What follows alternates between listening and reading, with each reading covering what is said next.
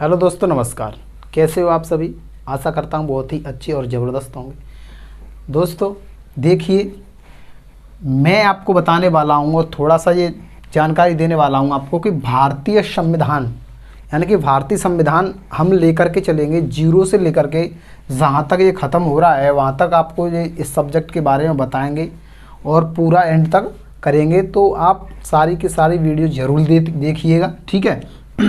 यानी कि जो भारतीय संविधान है इसके बारे में हम आपको बताएंगे, पढ़ाएंगे। यानी कि बहुत सारे अपने भाई क्या करते हैं कि उनको पता नहीं रहता कि संविधान को कहाँ से स्टार्ट किया जाए, कहाँ से पढ़ा जाए, ठीक है। तो वो इसी आशा में रहते हैं कि पता नहीं कहाँ से स्टार्ट करें हम, और वो बीच बीच से कहीं से स्टार्ट कर लेते हैं, कहीं से कुछ कर लेते हैं, तो उनको अच्छे से याद भी नहीं होता है संविधान, ठीक है। तो मैं आज आपको बताऊंगा कि संविधान कैसे याद किया जाता है और हम ये कहाँ से स्टार्ट करने वाले, एकदम जीरो से स्टार्ट करेंगे हम।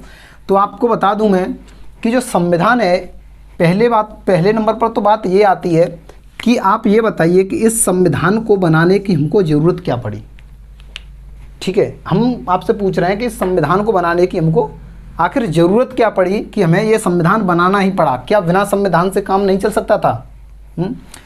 ठीक है। तो हम आपको बताते हैं कि हमें आखिर संविधान बनाने की ज़रूरत क्या पड़ी। तो मैं आपको एक छोटी सी चीज़ समझाना चाहूँगा, आप बड़े अच्छे से समझना। कि मान लीजिए, जैसे सोचिए कि पंजाब है, क्या है?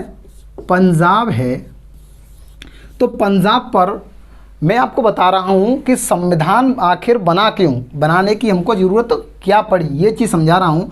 तो मानिए कि पहले क्या था कि वो था पंजाब। क्या था? मान लीजिए पंजाब है, राज्य है पंजाब। तो पंजाब पर एक राजा शासन करता था। कौन? राजा, ठीक है। कौन शासन करता था? राजा। तो ये राजा जो था वो सिर्फ पंजाब पर ही तो शासन करता था, ना कि दिल्ली, ना गुजरात, ना राजस्थान, कहीं नहीं करता था। कहाँ करता था? सिर्फ पंजाब पर। तो इसका अधिकार कहाँ चलेगा? इसका अधिकार ओनली रहेगा तो पंजाब पर ही ना कि दिल्ली, राजस्थान, गुजरात, यहाँ तो रहेगा नहीं ना, क्योंकि राजस्थान का राजा अलग होगा, गुजरात का राजा अलग होगा, है कि नहीं। तो वहाँ जो है वो उनका शासन अलग अलग वहाँ पर चलेगा। लेकिन मैं आपको बता दूं, संविधान बनाने की हमको इसीलिए ज़रूरत पड़ी थी क्योंकि एक ही राजा होना चाहिए पूरे भारत का। क्या होना चाहिए? एक ही राजा होना चाहिए जहाँ कानून सबके लिए बराबर हो। क्या हो? सबके लिए कानून बराबर हो। जैसे मैं आपको बताऊं कि अंग्रेज़ थे हमारे भारत के अंदर। क्या थे? यूरोपीय कंपनियां आई थी हमारे भारत के अंदर। तो अंग्रेज़ों ने आकर के यहाँ शासन किया था। जैसे पुर्तगाल भी थे आए, फ्रांस भी आए थे, डच भी आए थे। तो सबसे ज़्यादा शासन किया था वो अंग्रेज़ों ने आकर के यहाँ पर एकदम अपना जज्बा जमा लिया था भारत के अंदर। तो अंग्रेज़ों के हाथों में हमारा भारत था, जिसको आप सोने की चिड़िया भी बोलते हो। क्या बोलते हो? आप सोने की चिड़िया ही बोलते हो अपने भारत को। तो ये अंग्रेज़ों के हाथों था, ठीक है। तो मैं यही बता रहा था आपको कि जैसे पंजाब पर राजा शासन कर रहे थे, ऐसे ही हमारे भारत के कुछ हिस्सों पर अंग्रेज शासन कर रहे थे और लगभग वो भारत के सारे भारत पर ही अधिकार कर लिया था अंग्रेज़ों ने। तो उसी अंग्रेज़ों को हटाने के लिए हमने संविधान को अपनाया था। जैसे जवाहरलाल नेहरू, महात्मा गांधी जी, बहुत से वीर शहीद हुए थे संविधान बनाकर, और संविधान और भारत को लागू, मतलब भारत को वो आज़ाद करवा के गए थे। तो संविधान इसीलिए लागू किया गया था क्योंकि यहाँ पर अंग्रेज़ों का शासन था। क्या था? अंग्रेज़ों का, यहाँ पर अंग्रेज़ों का शासन था। अंग्रेज़ों का शासन हुआ करता था यहाँ पर। तो अंग्रेज़ों का शासन हटाने के लिए हमने संविधान को बनाना स्टार्ट कर दिया था। अब देखिए ये कहाँ से उठे थे अंग्रेज़, यानी कहाँ से भगाए गए थे अंग्रेज़ हमारे भारत से। तो मैं आपको एक चीज़ बताऊं कि जो अंग्रेज़ भगाए गए थे, तो देखिए एक समिति बनी थी। क्या बनी थी? समिति। किसके लिए बनी थी? संविधान सभा को बनाने के लिए एक समिति बनी थी। संविधान सभा को बनाने के लिए एक समिति बनी थी, यानी कि संविधान सभा। संविधान सभा को, यानी कि हमारे संविधान को बनाने के लिए एक संविधान सभा समिति बनी थी। तो ये संविधान सभा समिति कब बनी थी? तो ये बनी थी 1946 के अंदर। कब बनी थी? जुलाई 1946 में इस समिति को बनाया गया था और इसी समिति के द्वारा संविधान को लागू किया गया था। अब आपको बता दूं मैं, ये समिति जब बनी थी 1940, यानी जुलाई 1940 में ये समिति बनी थी, तो इस समिति की पहली जो बैठक हुई थी, यानी कि जो इस समिति की जो पहली बैठक हुई थी वो कब हुई थी? वो हुई थी 9 दिसंबर 1946 को। ठीक है साथियों, यानी कि 9 दिसंबर 1946 को संविधान सभा की पहली बैठक हुई थी। अब आप समझ सकते हो कि संविधान सभा की यहाँ पर ये पहली बैठक हुई है। कौन सी? प्रथम बैठक हुई थी। तो यहाँ पर अध्यक्ष चुने गए थे। कौन चुने गए थे? अध्यक्ष, यानी कि यहाँ पर अध्यक्ष चुने गए थे। तो यहाँ पर पहली बैठक के लिए कोई अध्यक्ष नहीं मिल रहा था। तो पहली बैठक के लिए कोई अध्यक्ष नहीं मिल रहा था, तो इस सभा में जो सदस्य थे तो उनमें से सबसे बुजुर्ग सदस्य जो थे, क्या थे? सबसे बुजुर्ग, यानी सबसे बुजुर्ग सदस्य जो थे, यानी सबसे बुजुर्ग सदस्य जो थे उन्हीं को यहाँ पर अध्यक्ष बनाया गया था। तो सबसे बुजुर्ग सदस्य कौन थे? डॉक्टर सच्चिदानंद सिन्हा। कौन थे? डॉक्टर सच्चिदानंद सिन्हा। ठीक है साथियों, यानी कि 9 दिसंबर 1940 को जो अध्यक्ष चुने गए थे वो डॉक्टर सच्चिदानंद सिन्हा अध्यक्ष चुने गए थे। और ये अध्यक्ष थे वो थे अस्थायी अध्यक्ष, अस्थायी अध्यक्ष। ठीक है, अस्थायी अध्यक्ष चुने गए थे। अस्थायी अध्यक्ष चुने गए थे कौन? डॉक्टर सच्चिदानंद सिन्हा। अब यहाँ पर दूसरी बैठक हुई थी। अब पहली बैठक के अंदर क्या हुआ था कि मुस्लिम लीग ने क्या किया था? मुस्लिम लीग ने यहाँ पर बहिष्कार करना शुरू कर दिया था। मुस्लिम लीग ने बहिष्कार क्यों किया था कि यहाँ पर जो बैठक हुई थी तो उस बैठक में बताया जा रहा था कि जो अपना पाकिस्तान है, यानी कि जो पाकिस्तान और भारत दोनों के बारे में बात चल रही थी संविधान को लेकर, कि जो संविधान बनाया जाए तो संविधान जो बनाया जाएगा वो संविधान भारत और पाकिस्तान दोनों पर लागू होगा।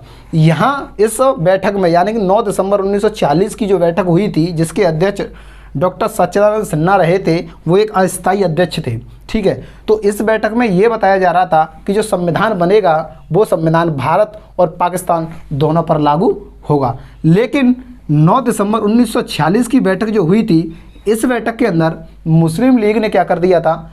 बहिष्कार कर दिया था। उन्होंने बोला था कि हमको पाकिस्तान के लिए एक अलग संविधान चाहिए। क्या बोला था उन्होंने? मुस्लिम लीग ने बोला था कि हमको पाकिस्तान के लिए एक अलग संविधान चाहिए। तो उन्होंने पाकिस्तान के लिए एक अलग संविधान की मांग की थी।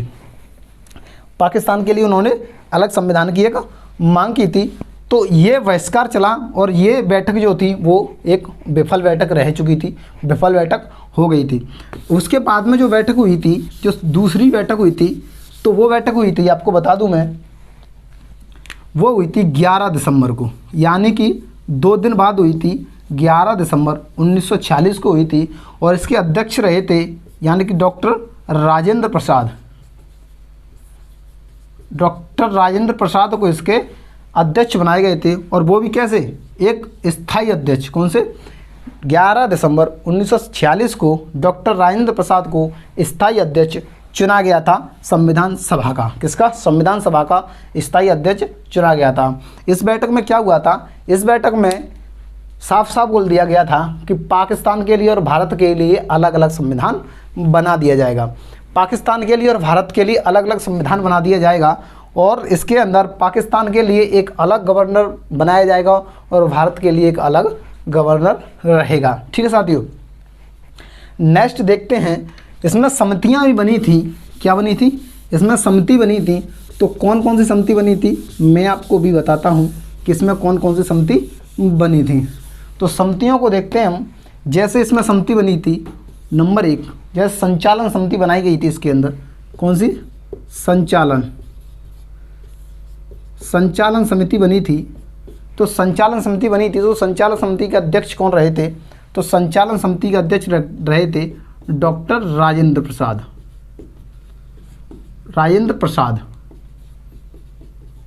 डॉक्टर राजेंद्र प्रसाद संचालन समिति के अध्यक्ष थे।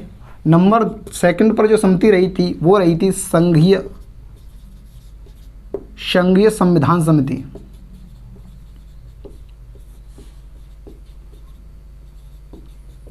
संघीय संविधान समिति थी। तो इसके जो अध्यक्ष रहे थे वो रहे थे जवाहरलाल नेहरू, यानी कि पीटी नेहरू जो थे इसके अध्यक्ष रहे थे,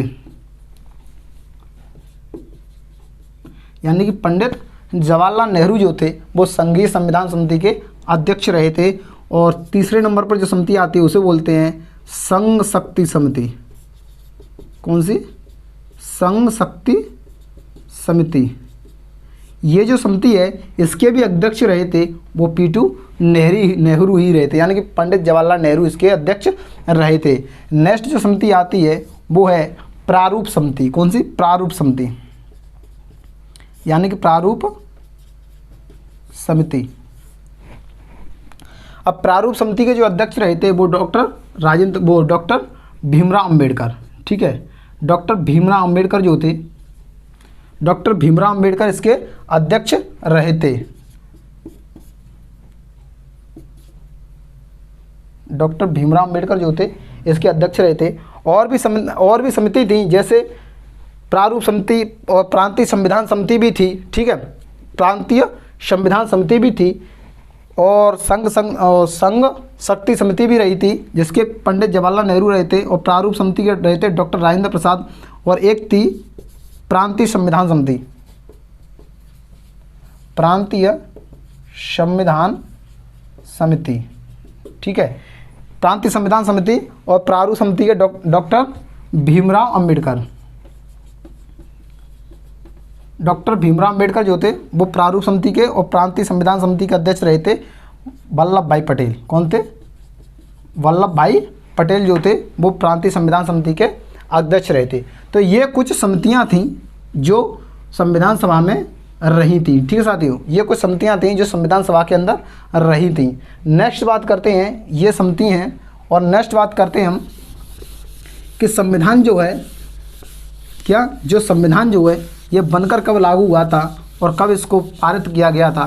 ठीक है साथियों, तो ये देखिए कि संविधान को, आपको पता है कि संविधान बनने में कितना समय लगा था। इसमें लगा था 2 वर्ष 11 माह और 18 दिन। ठीक है, ये तो इसमें समय लगा था कि 2 वर्ष 11 माह 18 दिन का समय लगा था संविधान बनने में।